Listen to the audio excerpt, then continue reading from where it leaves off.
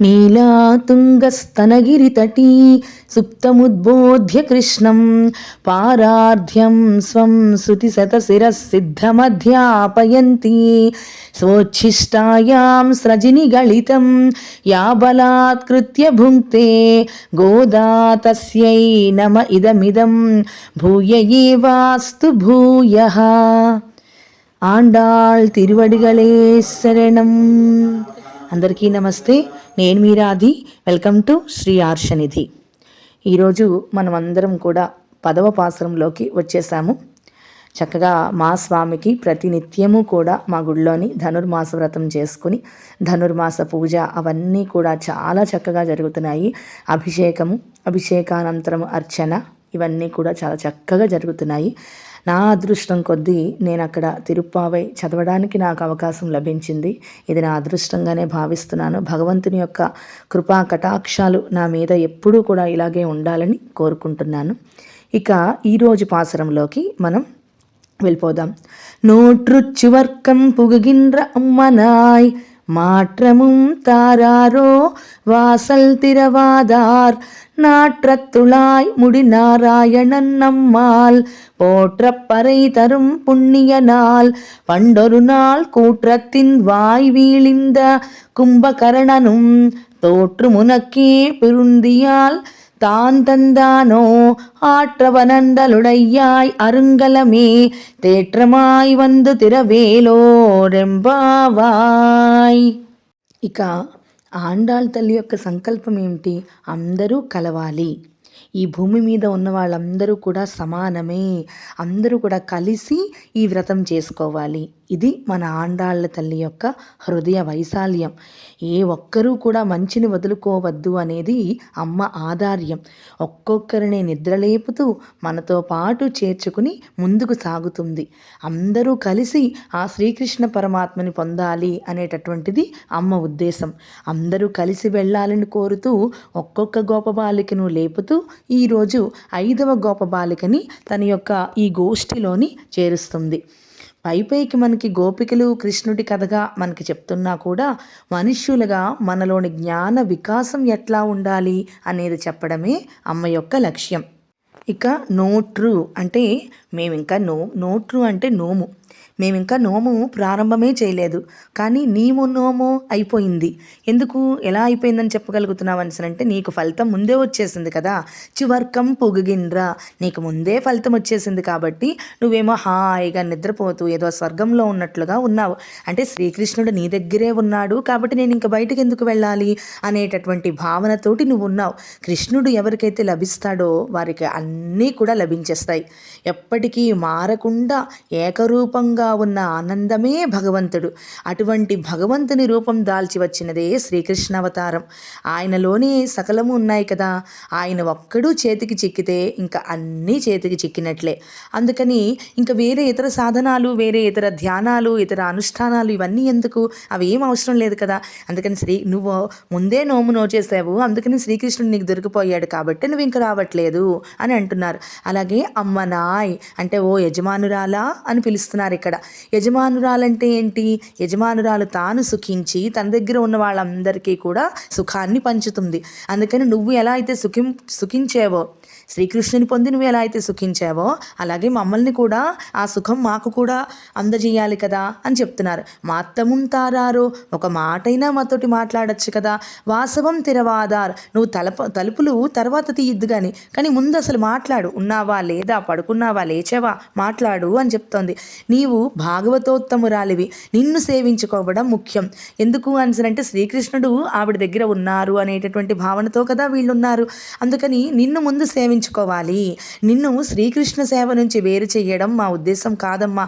నువ్వు మాకు మాట్లాడితే చాలు, అంతే, అది మాకు ప్రాణం కాపాడుతుంది అని చెప్తున్నారనమాట. కృష్ణుడు లోపల ఉన్నాడు అని చెప్పి వీళ్ళు అనుమానిస్తున్నారు. ఇక ఏం మాట్లాడినా సరే వీళ్ళు తప్పుగా తీసుకుంటారేమో. కృష్ణుడు లేడు అని చెప్తే ఒప్పుకోరు. లేదు నీ దగ్గర కృష్ణుడు ఉన్నాడు అంటారు. పోనీ నిజంగా కృష్ణుడు ఉన్నాడు అని చెప్దామంటే ఇక్కడ కృష్ణుడు ఉంటేగా చెప్పడానికి. అందుకని ఆవిడ ఏమీ చెప్పకుండా అలాగా అసలు వాళ్ళ మాటలే పట్టించుకోకుండా ఉంది ఆ లోపల ఉన్నటువంటి గోపబాలిక. తర్వాత ఏంటి ఇక్కడ వాసం తిరవాదార్ అంటే తలుపు తర్వాత తీద్దు కానీ అని అంటే అర్థం ఏంటి? ఇక్కడ మనము లౌకికంగా ఆ గోపబాలిక యొక్క తలుపును అని అర్థం చేసుకోకూడదు. దీనికి బాగా అంతర్లీనంగా ఏంటి దీని అర్థం అంటే మన హృదయ కవాటాలు ఎప్పుడూ కూడా స్వామి కోసం, భగవంతుని కోసం తెరుచుకుని ఉండాలి. మనం ఎప్పుడూ ఆ తలుపులను మూసేసే ఉంచుతాం. ఏదో కేవలం పూజ చేస్తున్నంతసేపు మాత్రమే స్వామిని ధ్యానిస్తాము, స్వామి పూజలో ఉంటాం. అలా కాదు. ఎప్పుడు ప్రతి నిత్యము, ప్రతి నిమిషము కూడా స్వామి యొక్క ధ్యానంలోని ఉంటే మన యొక్క హృదయానికి ఉండేటటువంటి ఆ తలుపులు ఏవైతే ఉన్నాయో అవి తెరుచుకుంటాయి. అప్పుడు స్వామి మన హృదయంలోనే కొలువై ఉంటారు. ఎక్కడికో మనం వెళ్ళనవసరం లేదు. అందుకనిసనని మన ఈ హృదయ తలుపులను తెరుచుకుని ఉండాలి. ఇంకా ఏం చెప్తున్నారు? నా తత్తుళాయి ముడి. ఎందుకనిసనంటే లోపల ఉన్నాడు స్వామి అని అంత గట్టిగా చెప్పడానికి కారణం ఏంటి అంటే స్వామి తులసిమాలను ప్రతి నిత్యము ధరిస్తాడు. తులసి లేకుండా స్వామికి పూజ జరగదు కదా. అభిషేకం చేయాలన్నా తులసి దళం ఉండాలి, అర్చన చేయాలన్నా తులసి దళం ఉండాలి, అలాగే నైవేద్యం పెట్టాలన్నా కూడా అందులో తులసి వెయ్యినదే అది నైవేద్యమే కాదు. కాబట్టి తులసిమాలలు ప్రతినిత్యము ధరిస్తాడు. అసలు స్వామికి ఎందుకు తులసి అంటే అంత ఇష్టం అంటే మనకి శ్రీకృష్ణ తులాభారంలోని తెలుస్తుంది. సత్యభామ ఎంతటి బంగారం ఎంత వేసినా సరే స్వామి తూగడు. కేవలం రుక్మిణీదేవి యొక్క ఆ ఒక్క తులసి దళానికే లొంగిపోతాడు స్వామి. అందుకని స్వామి ఎక్కడుంటే అక్కడ తులసి వాసన వస్తుంది. నీ తలుపు దగ్గర నుంచి మాకు తులసి వాసనలు వస్తున్నాయి అంటే దాని అర్థం ఏమిటి? తప్పకుండా స్వామి నీ దగ్గరే ఉన్నాడు అని చెప్పి. అసలు స్వామి ఎందుకు ధరిస్తాడు తులసిని అంటే ఎవరికి ఆపద వాటిల్లినా సరే రక్షించడానికి నేనే ఉన్నాను అని సూచించడానికి గుర్తుగా తులసి దళాన్ని, తులసి మాలని ధరిస్తాడు. మేము ఆ వాసన గుర్తించాం అని అంటే అప్పుడు లోపల ఉన్న గోపబాలిక అంటోందనమాట, నాపై లేనిపోయిన అభాండాలు వేయకండమ్మా, చూడండి అసలు తలుపులు మూసే ఉన్నాయి, ఎక్కడి నుంచి కృష్ణుడు వస్తాడు అని చెప్పి. కృష్ణుడు రావాలి అంటే తలుపులు ముయ్యాలా? నారాయణన్ ఆయన అంతటా వ్యాపించి ఉన్నవాడే కదా. ఆయన సకల చేతన అచేతన వస్తువులన్నిటికీ కూడా లోపల పైన వ్యాపించి ఉండేవాడే శ్రీకృష్ణ పరమాత్మ. అందుకనే మనం మన మనస్సు యొక్క తలుపులు, హృదయ తలుపులు ఎప్పుడూ కూడా తెరుచుకుని ఉంటే శ్రీకృష్ణ పరమాత్మ అలాగ లోపలికే వచ్చి మన లోపలే ఉంటాడు స్వామి. అలాంటి వానికి అసలు ఏ తలుపులైనా అడ్డుపడతాయా? కానీ మనం భక్తితోటి మన మనస్సులను మాత్రం తెరిచి ఉండాలి. ఏవో అచేతన వస్తువులైనటువంటి తలుపులు అటువంటివైతే స్వామి తీసుకుని వస్తాడు. కానీ మన మనస్సునే పూర్తిగా మూసివేసేస్తే ఎలా వస్తాడు స్వామి? రారు కదా. నమ్మాల్ పోత్తప్పరై తరుం, దేవతలకే అందనటువంటి స్వామి మనలాంటి సామాన్యులందరికీ అందేశాడు. ఆయన ఎలా అందాడు అంటే అసలు మానవ జన్మ దొరకడమే దుర్లభం. ఎందుకో తెలుసా? చాలామంది మునులు, చాలామంది అందరూ భక్త ప్రహ్లాదుడు ఎలా తీసుకున్న వీళ్ళందరూ కూడా మనుష్యులుగా ఉండే శంకరాచార్యులు, ఆది శంకరాచార్యులు మనకి ఎంతటి ఇవన్నీ అందించారు. వీళ్ళు మానవ జన్మ ఎత్తి అవన్నీ భగవంతుడినే సాధ్యం చేసుకున్నటువంటి వాళ్ళు. కాబట్టి దేవతలు ఎన్ని తపస్సులు చేసినా సరే కరగనటువంటి స్వామి కేవలం నామస్మరణ చేసినంత మాత్రము చేతనే పొంగిపోయి మన అందరికీ కూడా అనుగ్రహిస్తాడు. అందుకనే ప్రతి ఒక్కళ్ళు కూడా మనకి ఈ మానవ జన్మ దొరికినందుకు ఎల్లప్పుడూ కూడా భగవన్నామస్మరణ, భగవంతుని సేవలోని ఉండాలి. పుణ్యనాల్, పుణ్యాన్ని ఇచ్చే ఉదారుడైన దేవతలకు అందని స్వామి మన అందరి కోసం కూడా వచ్చేసాడు ఇక్కడికి. మన అందరికీ పుణ్యాలను ఇచ్చేటటువంటి ఉదారుడు ఆయన. అందరికీ అందవలసిన వాడమ్మా. నీ ఒక్కరి దగ్గరే దాచిపెట్టుకుంటే ఎలాగా? నీ ఒక్కదాని దగ్గరే ఉంచుకుంటే ఎలాగా? అదేమైనా సబబా అని అడుగుతున్నారు. పండరునాళ్, ఇది వరకు ఒకనాడు కూత్తత్తిన్ వాయువీళంద కుంభకర్ణను అంటే మృత్యువు నోట్లో పడిపోయినటువంటి కుంభకర్ణుడు. ఎవరు? ఎలాగా మృత్యువు నోట్లో పడిపోయింటే మరి రాముడు సంహరించాడు కదా. రాముడు అందరినీ రక్షించగల ఉదారుడు. మరి ఆయన కుంభకర్ణుని చంపాలా? కానీ కుంభకర్ణుడే వచ్చి మృత్యువు నోట్లో దూరాడు. రాముడితోటి పెట్టుకున్నాడు కదా. అందుకనిసనని ఎంత పెద్ద కుంభకర్ణుడు ఆయన ఎప్పుడూ నిద్రపోతూనే ఉండేవాడు. ఇక్కడ కుంభకర్ణుడు కేవలం నిద్ర కోసమే కాదు, కుంభకర్ణుడి చేతిలోని అగస్త్యుడు ఓడిపోతాడు. అగస్త్యుడు ఎలాంటి వాడు అంటే అగస్త్యుడి యొక్క శిష్యుడు వింధ్యపర్వతం.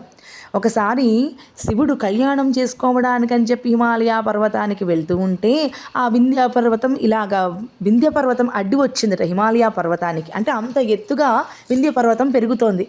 అప్పుడు దేవతలందరూ వచ్చి అగస్త్యునికి చెప్తే అగస్త్యుడు వింధ్యపర్వతానికి ఎదురుగా వెళ్ళాడు. వింధ్యపర్వతం అగస్త్యుని శిష్యుడు కనుక వింధ్యపర్వతం అగస్త్యునికి వంగి నమస్కరించింది. ఆ అగస్త్యుడు అక్కడే ఉండిపోయాడు. ఎందుకు? ఈ అగస్త్యుడు వెళ్ళిపోతే మళ్ళీ వింధ్య పర్వతం పైకి లేస్తుంది. శివుని యొక్క కళ్యాణానికి శివుడు వెళ్ళాలి కాబట్టి. అటువంటి అంత గొప్ప మనిషి అగస్త్యుడు. అటువంటి అగస్త్యుడు కుంభకర్ణుడి చేతిలో ఓడిపోతాడు. అంటే కుంభకర్ణుడు ఎంతటి మహనీయుడు ఆలోచించండి. అటువంటి కుంభకర్ణుడితోటి పోల్చారు ఈ గోపికని. ఇంకా ఏం చెప్తున్నారని అంటే, ఏమ్మా అప్పుడెప్పుడో కుంభకర్ణుడు పోయాడు అనుకున్నామే, ఇప్పుడు ఆ కుంభకర్ణుడు వచ్చి నీలో ఏమైనా దూరాడా ఏంటి? నువ్వు అసలు ఇంతలాగా పడుకుని ఉన్నావే, మేము ఎంతలా చెప్తున్నా కూడా పడుకునే ఉన్నావు తల్లి నువ్వు అసలు అని చెప్తున్నారనమాట. తొత్తుం ఉనక్కే పెరిందుయల్ తాన్ తందానో, మేము ఇంతలాగా చెప్తున్నాము రామ్మ రామ్మ అనుకుని పిలుస్తున్నాం, అయినా నువ్వు వింటలేదంటే నువ్వు ఆయనతో నిద్రలో పోటీ కానీ పడుతున్నావా ఏంటి అనిసనని అడుగుతున్నారనమాట. ఇక ఆ తర్వాత అప్పుడు లోపల ఉన్నటువంటి గొప్ప బాలిక లేచింది. లేస్తున్నప్పుడు మనం కొంచెం ఒళ్ళు విరుచుకొని బద్ధకంగా అమ్మ అనుకుంటూ లేస్తాం కదా, ఈవిడ కృష్ణ అనుకుంటూ ఒళ్ళు విరుచుకొని లేస్తోంది. అత్త ఆనందల్ ఉడయ్యాయ్, ఎంత పెద్ద బద్ధకం కలిగి ఉన్నదానివమ్మా నువ్వు అంటున్నారనమాట. ఎంత పెద్ద బద్ధకం ఉంది బా, ఎంతసేపు ఒళ్ళు విరుచుకున్నావో అంటున్నారు. అరుంధలమే అతిలోక సుందరి అని కూడా పిలుస్తున్నారు. ఇలాగ తేత్తమాయి వంద తెరావు, నువ్వు తొందరగా సర్దుకుని బట్టలన్నీ సర్దుకుని గబగబా బయటికి రామ్మా, మనం మార్గశిర స్నానాన్ని చేసి ధనుర్మాస వ్రతాన్ని ఆచరించి ఆ శ్రీకృష్ణ స్వామిని పొందుదాము అని చెప్తున్నారు. ఆండాళ్ తిరువడిగళే శరణం. స్వోచ్ఛిష్టమాలికా బంధరజిష్ణవే విష్ణుచిత్త తనూజాయై గోదాయై నిత్యమంగళం మాదృశా కించనత్రాణబద్ధ కంకణపాణయే విష్ణుచిత్త తనూజాయై గోదాయై నిత్యమంగళం. ఇది మా గుడిలో వేసినటువంటి ఈరోజు ముగ్గు. ఎంత అద్భుతంగా వేశారో కదా. అసలు వామనమూర్తిని ఇక్కడ ముగ్గుగా వేశారు. ఆండాళ్ తిరుప్పావై పాసురాల్లోని ప్రతి ఒక్క పాసురం గురించని చెప్తూ ఒక్కొక్క పాసురములో ఒక్కొక్క అవతారాన్ని ఆవిడ ఊహించుకుంటూ ఉంటుంది. 3వ పాసురంలోని మనకి ఈ వామనమూర్తి యొక్క సందర్భం వస్తుంది. వామనమూర్తి ఎలా అయితే త్రివిక్రముడుగా పెరుగుతాడో అలాగా మాకు ఇక్కడ వర్షాలు కురవాలి అని చెప్తారు. ఇక్కడ అర్చన పూర్తయింది. అర్చన తర్వాత నీరాజనాలు, ప్రసాదము ఇవన్నీ కూడా ఇచ్చారు. ఆండాళ్ తిరువడిగళే శరణం.